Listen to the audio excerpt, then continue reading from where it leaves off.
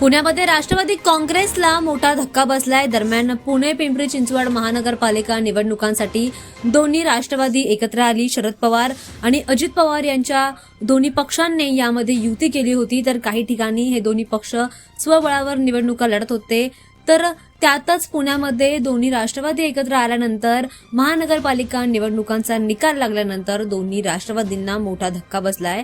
आतापर्यंत त्यांनी पालिका निवडणुकीसाठी मोठ्या प्रमाणामध्ये प्रचार केला होता, मोठ्या प्रमाणामध्ये त्यांनी भाषणं देखील केली होती। पुणे पिंपरी चिंचवडमध्ये महानगरपालिका निवडणूक ही पण एक लक्षवेधी निवडणूक ठरली होती, मात्र लागलेल्या निकालानंतर दोन्ही राष्ट्रवादींना मोठा धक्का बसलाय। फक्त पुण्यातच नाही तर पिंपरी चिंचवड महानगरपालिकेच्या मतमोजणीमध्ये सुद्धा भाजपाने बहुमताचा आकडा गाठल्याचं पाहायला मिळालं।